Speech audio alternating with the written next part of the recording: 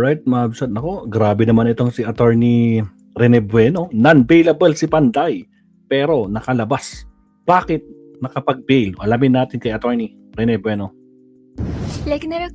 Paano nakalabas si Bong Revilla? Alamin natin kay Attorney. Buenos tardes, mga amigos, mga amigas, sa aking mga pogi at magagandang subscribers at viewers. Magandang araw po sa inyong lahat. Ito po ang inyong lingkod, si Attorney Rene Bueno. Kahapon po, ako po ay binagsan ng maraming katanungan at ang tinatanong ay bakit daw ba napalaya itong si dating Senador Bong Revilla, ang Panday. No, ang tanong nila, non-bailable yung kaso nito, bakit pinayagan ng Sandigan Bayan na makapagpiyansa to? So galit na galit yung iba. Pero bago yan, no? At bago tayo magpabudot sa galit, i-breakdown po natin, no?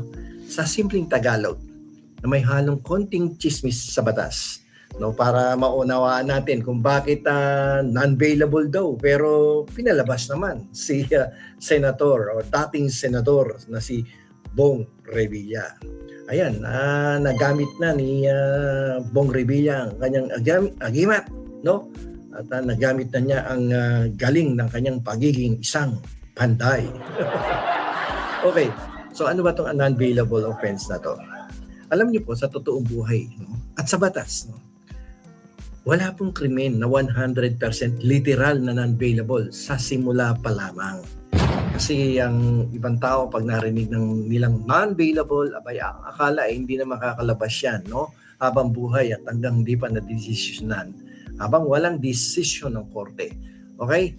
So, alam niyo po, ang ibig sabihin lang ng tinatawag nating non-bailable ay yung ang kaso po ng nasasakdal ay sobrang napakabigat, no?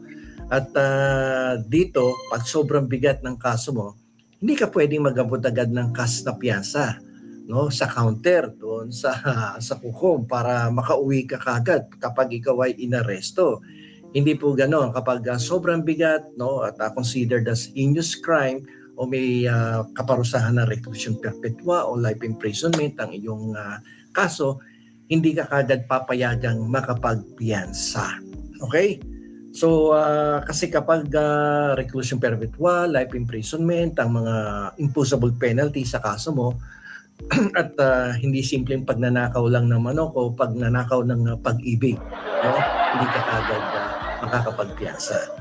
Ang bail po is a matter of right. Nakalagay po yan sa rules of court.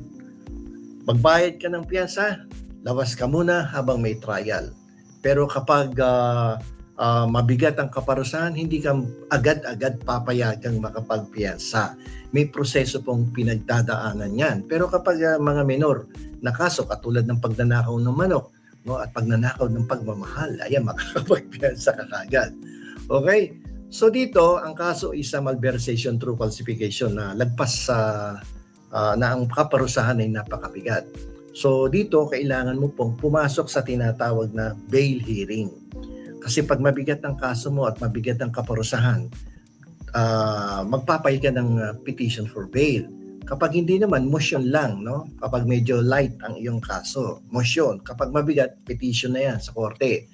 No? So kapag may petition, magkakaroon ng bail hearing na tinatawag.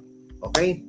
So, yung bail hearing, parang isipin mo na lang, no, na parang merong Pilipinas Got Talent. Ang prosecution dito, yung mga abogado ng gobyerno, ang siyang magiging performer. Yung korte naman, yung Sandigan Bayan, ang siyang magsisilbing judge nga. Ang goal ng prosecution, kapag nag-file ka ng petition for bail sa mga kasong mabibigat, no, tulad ng plunder, no, ay ipakita at iparamdam ng prosecution sa judge na super strong yung evidence of guilt, no? Ibig sabihin ng mga ebidensya laban kay amazing cop na si former Senator Bong Revilla ay dapat mapatunayan ng prosecution na sobrang lakas. The evidence of guilt is so strong.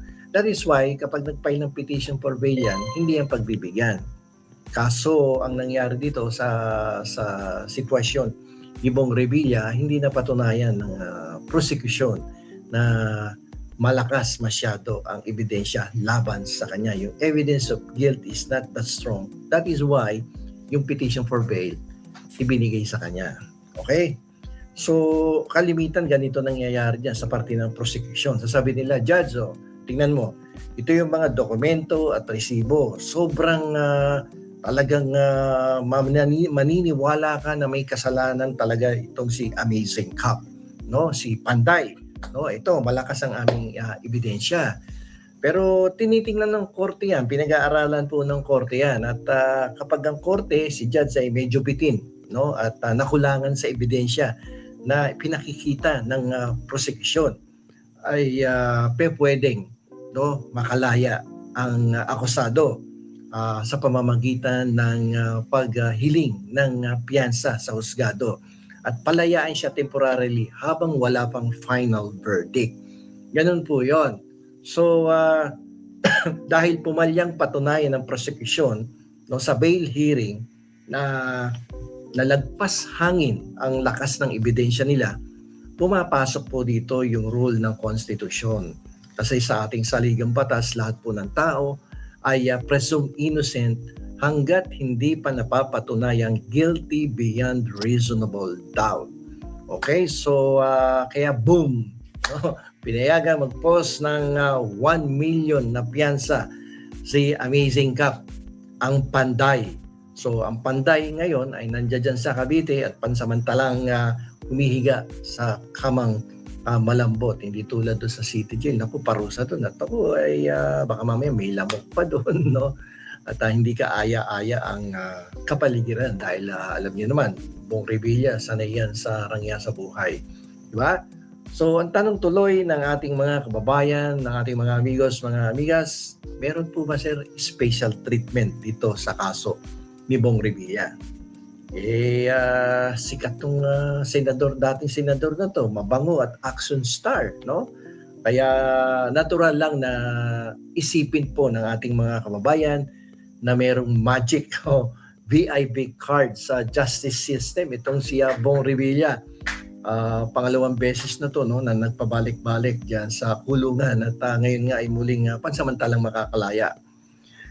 At habang hindi po natin actually hindi po natin maiiwasan ng dudang baka may VIP treatment nga, no? Pero sa technical na punto ng batas ay pwede nating sabihin na medyo sumunod sa proseso ang mga abogado ni Amazing Cup dahil karapatan ng kahit sino man na humingi ng bail hearing. Tandaan niyo po yan, lahat ng tao may karapatan sa ilalim ng ating saligang batas na humingi ng bail hearing.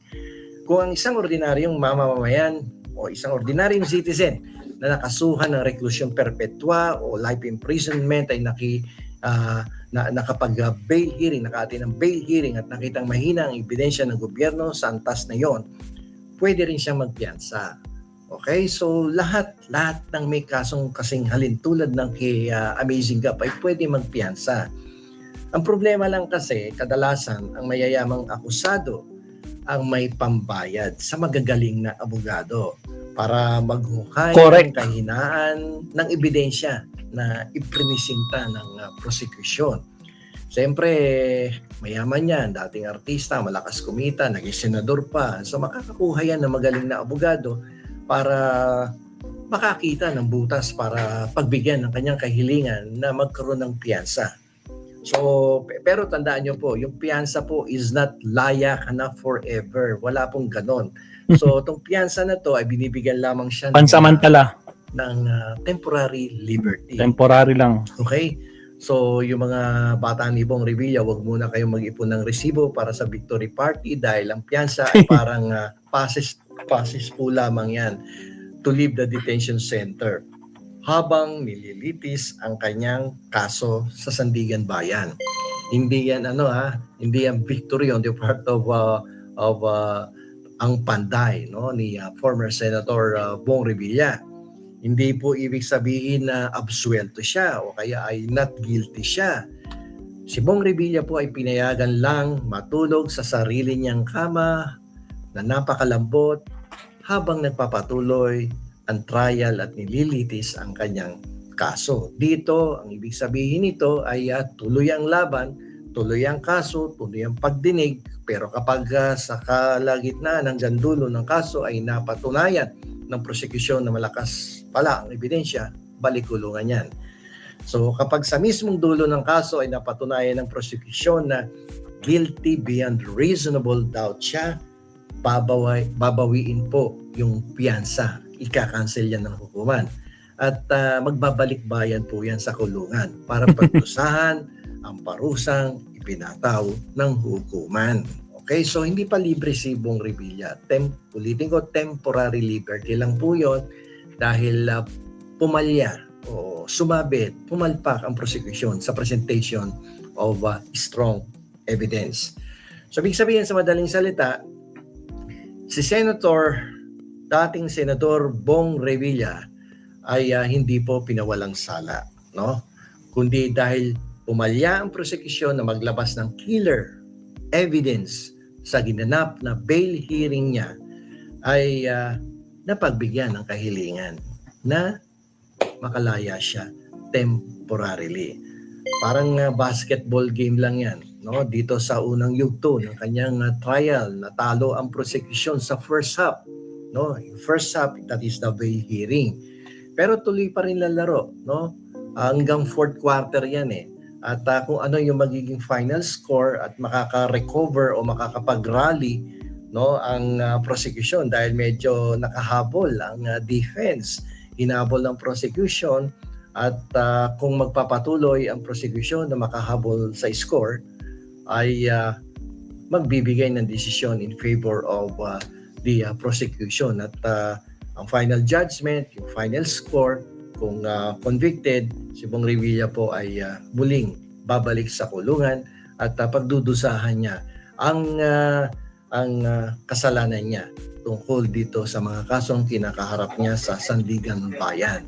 So, hindi naman natin sinasabing dapat bumalik siya. Kung talaga bang kulang ang ebidensya laban sa kanya, abay palalayain. Pero kung mapapatunayan ng prosecution na meron silang sapat na ebidensya at napakalakas nito at sumabit nga lang doon sa first half ng laro, abay kinakailangang bumalik ang Amazing Cup sa City Jail upang pagdusahan ang kanyang mga kasalanan. So hanggang dito na lamang po at sana po naintindihan niyo po kung bakit pinalaya pansamantala ang ating dating senador na si Bong Revilla, at ang lahat po ng tao ay may karapatan na magkaroon ng bail hearing, whether it is a light offense, no, o kaya grave offense yan, lahat po ng tao. Kaya lang nagkakaiba lamang yan dahil sa estado ng mga akusado. Kapag mahirap, wala po kasing kakayahan na makakuha ng magagaling na abogado. Pero pag mayaman ka, ayun na nga lang ang advantage ng mayaman, nakakakuha po yan ng magagaling na abogado upang ipakita at patunayan sa judge na hindi ganun kabigat at walang killer evidence ang prosecution. Therefore, kailangang palayaan pansamantala ang nasasaktan. So, dito na lang Paldo! po ikaw muli ang inyong si Atty. Rene Bueno. Kaya naman pala nakalaya si Bong Revilla, mga kakabsat. Di ba? Ayun eh. Alright. Punta natin si Attorney... naka-live si Attorney Recto kasama si Secretary Llamas. 49 live na nila. Kuhan tayo. Si Attorney Claire, naka-live siya. Bisitahin natin si Attorney Claire. Kamustahin natin. Daman-daman muna tayo in 30 seconds.